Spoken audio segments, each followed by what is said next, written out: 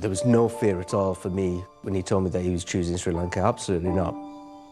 There were some nice beaches, a place where you could just relax and take some time out. We'd heard the doorbell. It was 2 police officers. There was someone matching my brother's description that had been shot. They set upon him like a pack of wild animals. What happened next was just an appalling act of savagery. He'd been killed. How can my brother have gone to a country for a holiday, not come back? We all dream of paradise. Turquoise ocean, talcum soft white sand, palm fringed beaches. And thousands of Brits holiday or move abroad every year. It was time for them to just live a nice life. But some never return. I remember the detective inspector on the phone saying to me that he'd been killed. And yet how could that be when he's on holiday? The families back home are left desperate for answers. I think the difficulty was it had happened so far away from home in a foreign country that we knew nothing about. Being at the other side of the world was horrendous. There are beautiful exotic locations where if you scratch beyond the veneer, you'll find danger lurks everywhere. If you live in certain communities, murder is a way of life. Any murder case is a huge challenge. When it happens thousands of miles away, it becomes almost impossible. With every breath that I've got in my body, I will fight for justice.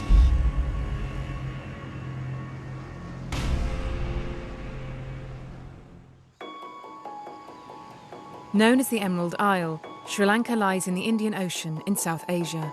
Sri Lanka is often considered as the small island that has everything to offer the tourist. You've got the hills, the jungles, the tea plantations.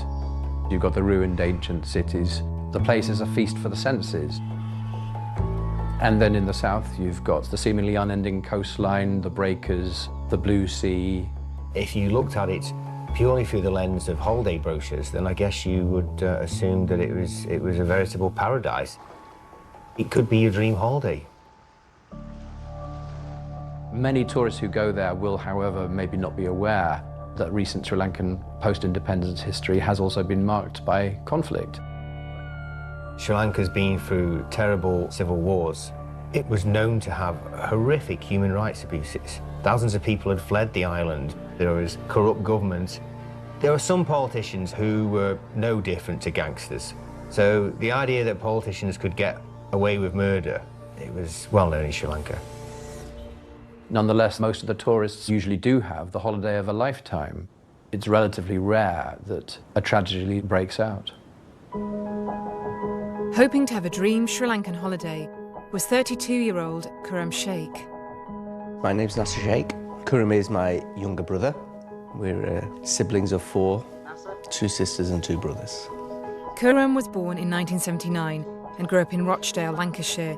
He was the 3rd born child alongside older sister Hannah, older brother Nasir and younger sister Hera. Kuram was a happy guy. He always had a smile on his face. He was a bit of a jokester, likes making people laugh. He'd be friends with anyone and everyone. He would go above and beyond for people, and that was just his nature. He's a very affectionate guy. He really did treat me like his little sister. We just had that really nice bond between us. It was really special. I think Kuram's best qualities was the fact that he always had time for his friends. He never really considered about the time that he needed for himself, but dedicating time for others just to make sure that people are okay. As he got older, it was clear that Kuram would choose a caring profession. In September 2002, aged 23, Kuram began studying prosthetics and orthotics at Salford University. He was just simply one of those characters who naturally stood out from the crowd. He was a very intelligent young man. He was very committed and dedicated to his studies. I think a lot of the exploring came about in his university life, and he started to talk a bit more about wanting to see the world, wanting to see different places, wanting to understand various cultures, religions, and different walks of life. Very quickly after his graduation, he came to see me asking about the possibility of him working in different countries overseas. To North Korea, to Afghanistan, to war-torn areas, which I would bring to his attention that life there would be very, very different to what it is in the Salford, Manchester area. You have to be very brave, or perhaps some would say a little bit crazy. Perhaps you have to have a mixture of both. And he wanted to learn, in particular, about organizations such as the Red Cross, the Red Crescent, and his ambition was basically just to help people in any way he possibly could. In 2009, aged 30, Khurram started working as a physical rehabilitation programme manager for the International Committee Red Cross, which saw him travel to Ethiopia, North Korea and then Gaza in September 2010. My mum said there's plenty of hospitals in the UK that could do with a prosthesis to support the patients here. Why do you want to go to somewhere so dangerous? And he just replied with, if everybody thought like that, then nobody would go. His job was to help people who'd lost limbs in war, and he worked at the front line of some incredibly dangerous places. He worked in war zones. He'd seen some pretty horrific stuff. Our family was really proud that what he was doing was making a big difference. This is the perfect role for him. It was a match made in heaven. In the back of my mind, I knew he'd be okay because I thought he's doing it for the greater good and he's going to all these places to help people. He's worked for an organisation that's worldwide, so he felt safe because of the organisation.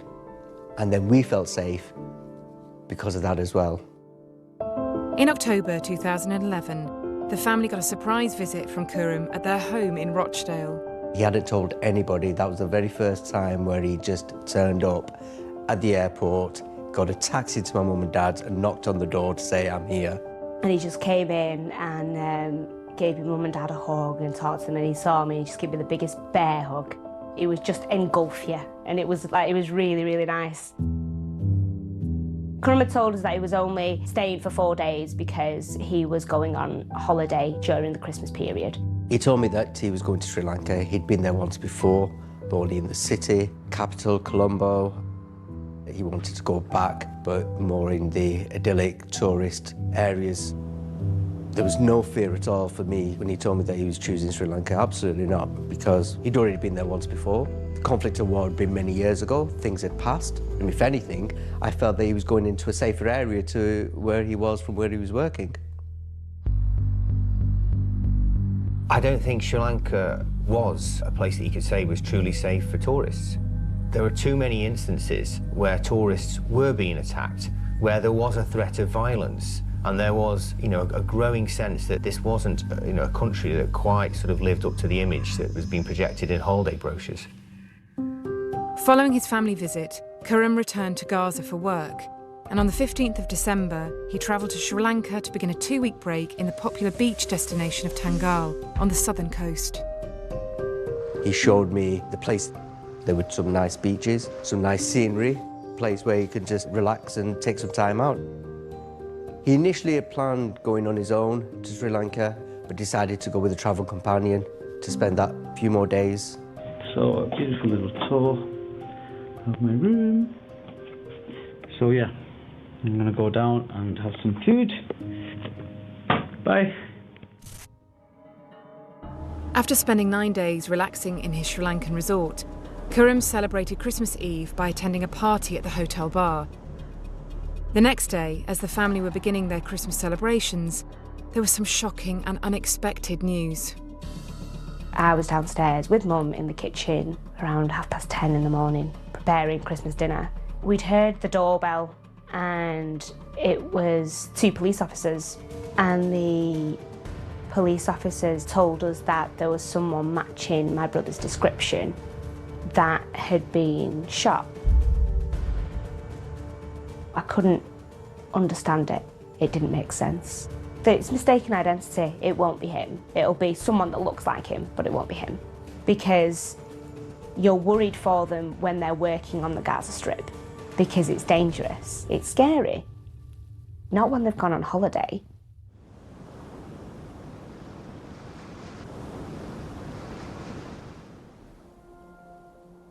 On Christmas Day 2011, Nasir Sheikh took a call from his father with some shocking news about his brother, Khurram.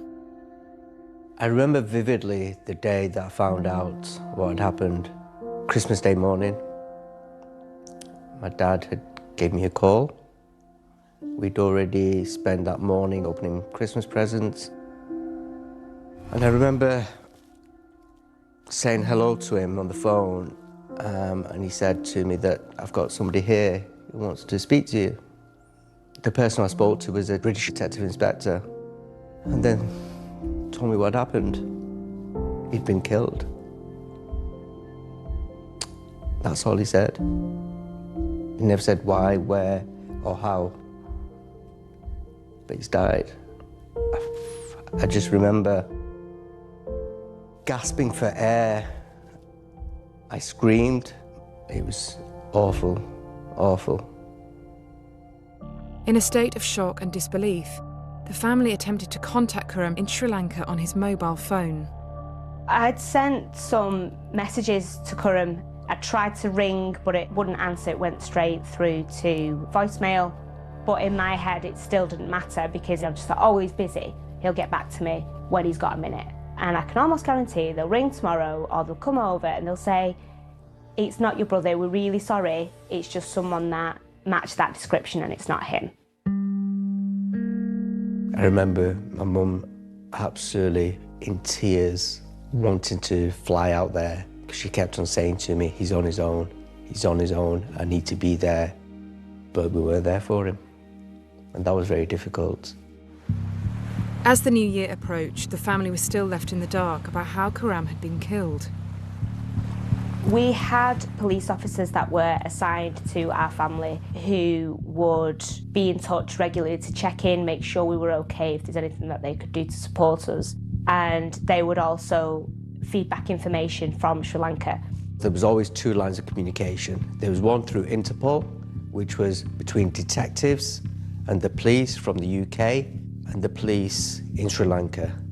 Then there was the British High Commission that then communicated through the FCO in the UK in London, that then bring that communication back to us. The first few days, we didn't know much at all because information coming through from Sri Lanka to here, through Interpol, through the FCO, was quite sporadic. And other than the very basics, that it had happened on the resort, it had happened in the hotel, but how, when and why, we just didn't know at all. There wasn't enough information given to us. So we then spent a lot of time on the internet trying to see whether there were any journalists in the country itself that would actually share that information so we can get it firsthand. One of the really difficult things was finding out things in the media. We'd sometimes find out information through that before we found out through the proper channels. There was a time where I just couldn't watch any media because it was too difficult and I didn't know what was true and what wasn't. I worked as the correspondent for the BBC in Sri Lanka. I got a phone call from the chairman of Sri Lanka Tourism at the time. He didn't want the murder that had just happened to be made too much of because he was concerned that it would be damaging to the Sri Lankan tourism sector. And I was quickly to learn about the shocking events that had unfolded, that had taken place. My understanding is that there was a big gathering, some kind of big party, a dance, something poolside, into which people who were not part of the hotel clientele came. Whether they were invited or whether they intruded, I don't know. A brawl and an argument developed between another local hotelier and at least some of those who ended up as the accused. Khurram Sheikh tried to break up the fight. That, unfortunately, was what led to his being attacked. And not only were firearms involved in this, there were sharp knives involved. I mean, the details are absolutely horrendous. In the end, Khurram died in the most appalling circumstances. I had to lock myself away and cry in my room because I thought, well, I can't get upset in front of my mum and dad because they're upset already. Sorry. It was heartbreaking knowing that there was nobody there for Khurram. Until you physically see him, you see the body, you still believe that there is a chance that they could be wrong. And that's where I had to go and fly out to bring his body back, to confirm that actually that is as correct as it can be. On the 3rd of January 2012, Nasir flew out to Sri Lanka to meet with the Sri Lankan authorities and repatriate his brother's body. Travelling out there for the very first time, I had absolutely no interest in the country. I had no compassion for the country. I was going there with some anger and resentment. How can my brother have gone to a country for a holiday and not come back? We met up with a couple of ministers who were very sympathetic. They had told us that there were a number of individuals that were involved. Weapons were being identified, criminal damage in the hotel had been known, and DNA evidence had been collected, and witness statements had been collected. And I asked that specific question: have witness statements been taken by residents who were staying there, as well as the staff? And they said, of course, we will make sure we do a thorough investigation. So all the things that you would expect them to have done, they had told me that that was in place. They will get this investigation done very quickly, and we should have the answers once we arrive back to the UK. Satisfied with the progress of the murder case, Nasir returned to Manchester with Khurram's body, and the family held his funeral on the 6th of January. But it soon became clear that things weren't as they seemed in the investigation. My name is Matt Baker. At the time of Khurram Sheikh's murder, I was a parliamentary aide. It was my role to help constituents and oversee campaigns. And we'd see a wide variety of people coming in with, many issues and concerns. Most of them were of quite a serious nature. The parents of Khurram Sheikh came to the office to report that their son had been murdered. We were very reliant on hearing from the Foreign Office, the police, as to what was happening. Investigations started. The police gathered evidence from the scene. So they bagged the weapons, pieces of wood lying around, debris. They took DNA, but the investigation stalled very quickly. There were many journalists who we spoke to in Sri Lanka. They spoke truth. We were told when the attack happened, many of the hotel guests fled. But there were eyewitnesses, and there were tourists who saw this. They did take some witness statements from locals, but foreign witness statements were not taken. We have to ask the question, why did they not take witness statements from foreign tourists? And I think it's because they would have got a true and honest picture from foreign tourists. It seemed quite apparent that the local police had targeted just the local witnesses. At that point, I felt absolutely outraged. Outraged because if anybody is not going to hold anything from the truth, it would be your foreign witnesses, because they have no allegiance with the hotel, the locals, the government, the regime, anything. They would say it as it is, a horrible, heinous crime that took place. If you lived in Sri Lanka at the time, this act of extreme violence was certainly extreme, but it was possibly not seen by all Sri Lankans as being completely out of the ordinary. It's happening in a community where most people are people of goodwill, but somehow thuggery has gained the upper hand and has gained influence in a community like that. It did give me a concern that a thorough investigation hadn't been captured at that point initially. It was around February 2012 that names started to appear in the media. Word filtered out, and some very brave local reporters noted that there were a number of suspects arrested, but none of them were originally charged. They were taken into custody for a short period of time, and then they were released. But their names came out. And the key suspect was a local MP from the Tangal region named Sampath. There wasn't any hiding from that because the casings identified from the gun that was shot on that night linked clearly to the local MP. The gun that was identified was named with his details. Once it was reported that the prime suspect for the killing of Khurram Sheikh was a local politician with close links to the president, then it was blindingly obvious to everyone that there was going to be a cover-up.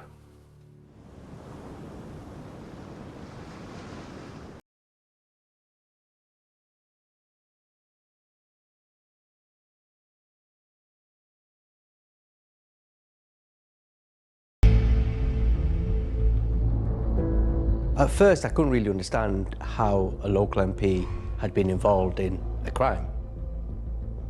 A crime of this magnitude just didn't make any sense. But when I started to look into it, it became very apparent that actually there is this rule of law that doesn't get applied to certain individuals. There were fairly regular happenings in Sri Lanka that involved the well-connected, politically speaking, wielding muscle around the place, picking fights, picking brawls, tying people to trees, etc., in a bid to get something political done. Well-known politician from the ruling party, just the very same year that Khurram Sheikh was killed, had been involved in a shootout with some rivals from the same political party. So the idea that maybe a gang of local politicians might get involved in a brawl in a hotel in itself seemed depressingly plausible. But of course, something as violent as what happened to Khurram was very much a rarity, even given that context. The chief suspect was a politician who was part of the same ruling party as President Rajapaksa. But more than that, it was well known that he had a close friendship with the president's son. Now this obviously troubled us because we thought this is going to be swept under the carpet.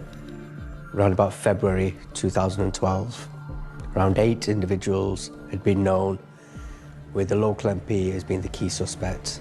There was then an ID parade. There were about 10 local witnesses who were meant to review and see whether they'd identified. That went to nothing. None of those suspects had been identified by the 10 local witnesses, so they were let to go and carry on with life. After 3 months of police investigations, in March 2012, the family received welcome news from a Foreign Office Minister at the Foreign and Commonwealth Office. I remember meeting up with UK Minister Alistair Burt. We were informed that the Sri Lanka CID had taken over the case from the local police. We were just very fortunate that we had very senior people within their CID who were actually putting things in place. And 8 of the suspects had been identified by one key witness. And at that point, things progressed because they were in custody for a period of time whilst the CID investigated the case on a more thorough level. And we were given assurances that actually everything's being done. Witnesses have given their accounts. The suspects were now in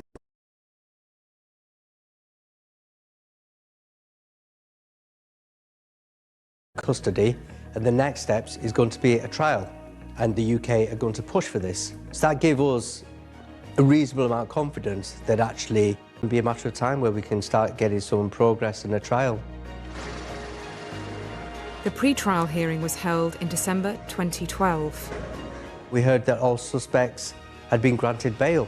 That was the very first point that I thought, no, something's not right here. I could not have been given 6 months' worth of assurances to say everything that has been done has been put into place. If you have the named suspects, you've done your investigation thoroughly, then why give bail? So that for me gave me my first alarm bells, and I went public at that point. And that's where the campaign started quite rigorously to make sure that they understood this was not going to be acceptable.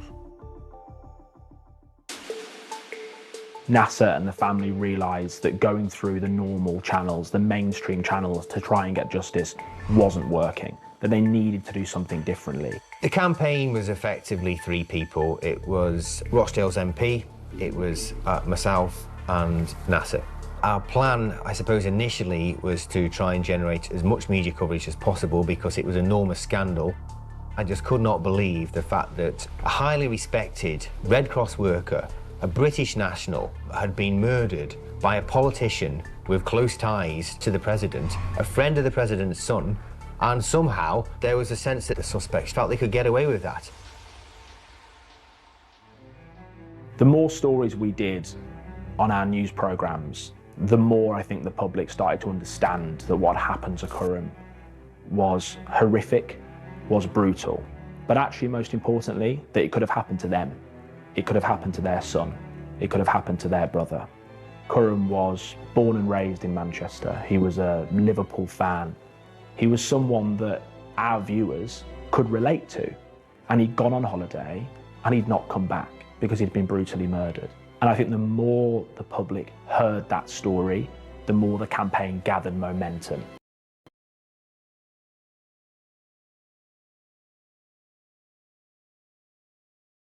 And then the political pressure then starts to build. British national Khurram Sheikh was murdered on the evening of the 24th of December 2011 at a tourist hotel in Tengol.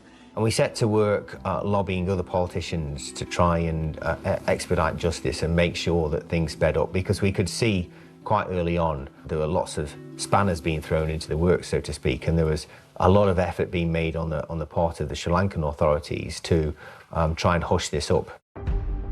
With the media campaign momentum in the UK, Nasir and Matt flew over 5,000 miles to Sri Lanka to put pressure on the Sri Lankan authorities.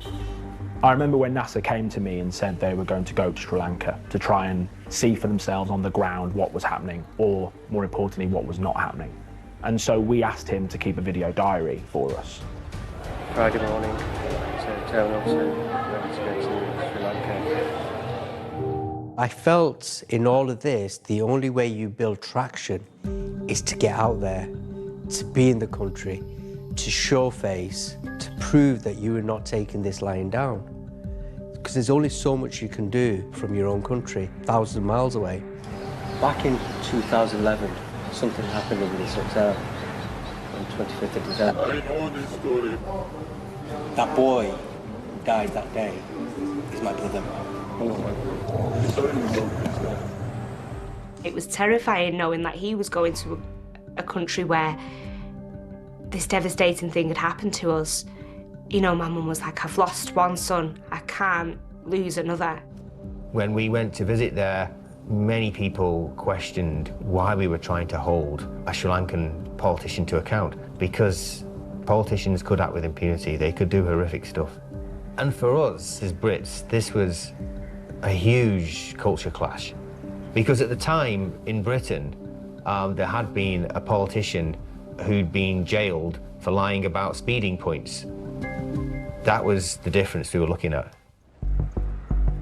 As soon as we arrived in Sri Lanka, we'd had a meeting with senior figures in the Justice Department. They'd told us we shouldn't expect justice to happen quickly in Sri Lanka, and it could take anything up to 10 years for a case to come to trial. Believe you me, we're not waiting that long. It's not acceptable in this day and age for a murder investigation to take 10 years, irrespective of what their internal or local processes are. Doesn't wash with me. The day we're meeting up with the CID, it was important. We were looking forward to it because some of the evidence was going to be actually shared with us. It appeared to us that the CID were not corrupt. They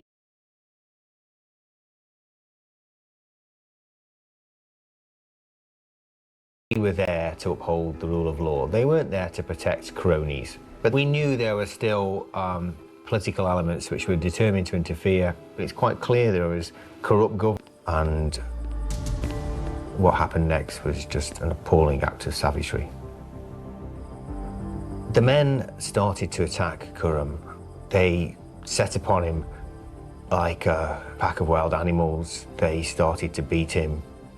Khurram tried to protect himself. They used a smashed bottle and cut his throat. As he tried to crawl away, they then shot him. He never had a chance. The CID also shared some new and shocking information. The hotel was set next to the beach. At the time Khurram was suddenly attacked, his friend was on the beach. She suddenly became alerted to the commotion. As she went up to the bar and saw what had happened to Khurram, she screamed, and then these men, this pack of savage animals, descended upon her. They beat her repeatedly. She tried to get into the pool to escape. She was knocked unconscious. But it's only on that day that we actually realised that there were elements of the case that were being pushed to the side because they didn't want mainstream media to pick up on it. And that was that not only was there a murder, but there was also rape that had taken place with Khurram's travel companion. That's when we realised this case has just shot up so many decibels, it's untrue.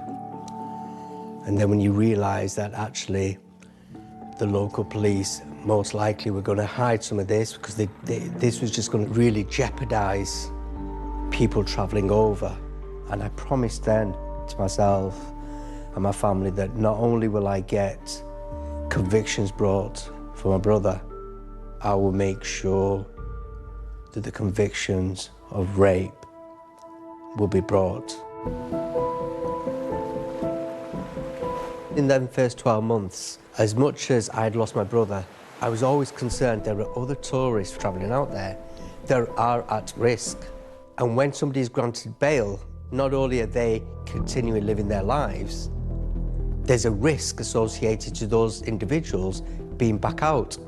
There were various people involved in the tourism business in Sri Lanka who hoped that this wouldn't put tourists off from coming back to Sri Lanka. We had articles that were written in America, in Canada, in Australia, in India. We needed to make sure that other countries were aware of this case, but the political pressure is going to be the only way we can get justice. Not so much justice, a trial, first and foremost. After 4 days in Sri Lanka, Nasser and Matt returned back home to Britain to try and put more political pressure on the Sri Lankan government. This was a case mired in political corruption, and therefore the UK response in turn had to be political. It had to go beyond the Foreign Office. It had to be something that MPs were talking about in Parliament to the Prime Minister to try and get him to put pressure on the Sri Lankan regime. Without that, nothing changes. And for the Sheikh family, the timing couldn't have been better. The UK Prime Minister David Cameron and the Sri Lankan President Rajapaksa were both due to attend a Commonwealth State Summit in November 2013. Prime Minister's question is going to be the perfect way to raise this directly with David Cameron. My constituent Khurram Sheikh was brutally murdered in Sri Lanka nearly 2 years ago. Justice continues to be denied, and the key suspect is a close ally of the Sri Lankan president.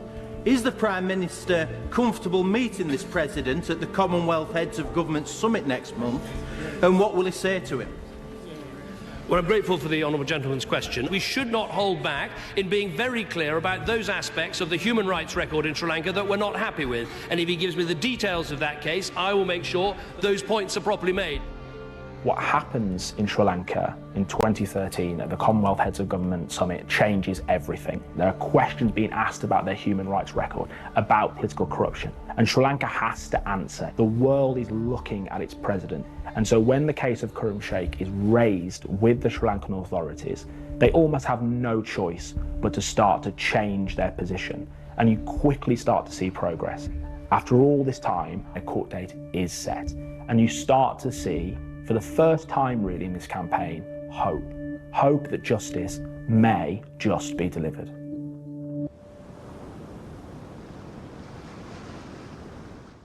To have the Prime Minister vocally talk about Khurram's case with the president in his own country spoke volumes. And it just took the whole campaign to a whole new level. After political pressure from David Cameron and the world's media, 27 months after the murder of Khurram Sheikh and rape of his travel companion, a trial date was set in the Sri Lankan capital, Colombo. 26th of March 2014 was the key moment in the whole of the campaign. The trial was to start on that particular day. All we were worried about then was to make sure that there would be a fair trial. I wanted to make sure that I was there face to face with everybody in that court and with the suspects. I wanted to be there to show not only have I done the campaign, not only have I been the voice, I would be there on that day.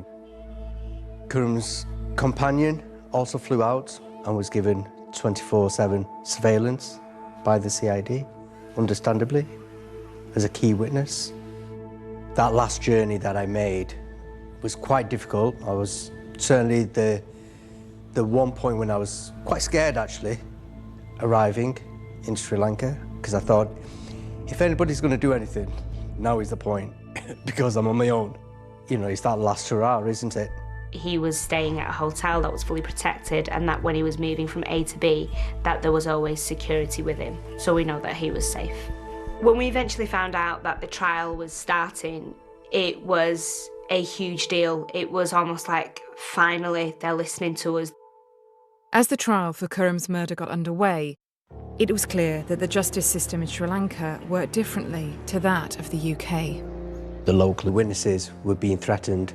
Those who were working in the labs for the DNA samples were also being threatened as well. We had hotel managers who were giving their statements, who were then fainting during the proceedings.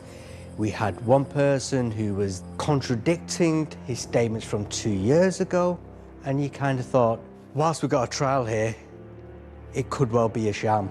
It really could. And it just proved once again that anything and everything could happen. And individuals who think they can get away with it will continue on to the very, very last minute.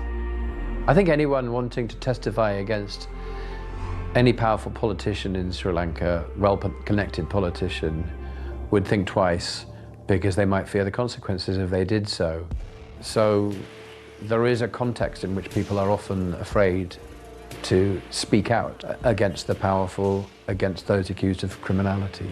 They were not going to testify against known criminals and gangsters who killed with impunity. They would have effectively been signing their own death sentence. So it clearly showed that many things were going on behind the scenes where people were trying to make sure that the trial, if it did take place, was not a fair trial. In Sri Lanka, court cases can be decided by one judge alone, rather than involve a jury. And as the trial continued, witness intimidation was not the only corrupt practice taking place. What was really a disgraceful moment in my eyes, to be honest, was partway through that trial, the judge was being given a promotion to the appeals court. We were worried when it became known that Sri Lankan authorities were trying to get the judge a promotion, so she would have to leave the trial halfway through it and they would replace her with another judge. That deeply troubled us. We felt then that they would impose a judge to get the verdict they wanted. And I felt at that point probably one of the lowest, because I felt all that hard work to get to a trial, everything that we faced could well just be thrown away. What we see is a continuous attempt to try and thwart that justice. It felt like at any moment it could collapse, that at any moment political interference would lead to this trial collapsing and justice not being delivered. The judge was pressured for many, many weeks, if not months, during that period. But she put herself on the line. She put a hand on her heart to say, I will do the right thing. And that's what she did on the very last day. Thankfully, the judge did not take that promotion during the time and insisted on seeing through the trial, and she did a fantastic job. The trial took about 33 days to be completed. To the final day, they pleaded not guilty, every single one of them. We finally got to the verdict, and there was an overwhelming reaction of relief as the judge stated that 4 men were guilty of multiple offences. The local MP, Sampa Vidana Patarana, and his 3 accomplices were charged with homicide, rape, and unlawful use of weapons. They were all sentenced to 20 years imprisonment. I certainly had a sense of relief. It wasn't just a positive verdict for me and my family. It was a positive verdict for the country, for the local people, in hope that there will be change. We have to ensure that anybody who travels there is safe, and this doesn't happen again. I can only imagine the feelings that came over him when that verdict was given, because he lived and breathed it for years. It was all he focused on, it's all he thought about. So I know he was so overcome with emotion by that. I mean, I thought Curran was driven. And then if you look at NASA and what he's done for his brother, it's incredible. It really, really is. It was tough because for 2.5 years, my life was on hold. I had 2 kids, and I just remember every day going to work, every day coming back, and I just needed the answers. They were never going to break me. Never. And to this day, I can certainly say I took a country, a regime, a government to the highest court of their land. I took them there for those answers. Despite the sense of relief, scars still remain for the family. Christmas just reminds me of him and what happened and the fact that he's not here. On Christmas Day, you're meant to spend your time with your loved ones, and I have to go and visit my brother at the graveside, and that's not fair. When you lose somebody, there's a part of you that's lost. That's a fact. My mum grieves to this day, 10 years on. I found it very hard at the beginning to be happy, to enjoy life. It's because you've lost someone. Do you know what I mean? It's hard to move on, knowing that that's still there. In December 2014, the Khurram Sheikh Clinical Suite was unveiled at Salford University, and a rehabilitation room was also named after him in Gaza, both in memory of Khurram, leaving a lasting legacy. I'll never stop talking about him. He'll always be in me, and I will always make sure that whoever I come across knows who he was, because the world has lost someone special. He managed to make a real positive change in the world, and he'll be remembered for that across the globe by so many people that loved him and worked with him and admired him. He has so much love from other people, and that's the key to this, isn't it? When you share that kind of love with others, it will always be returned. There's real inspiration behind it all, and that just proves everything about what Khurram was.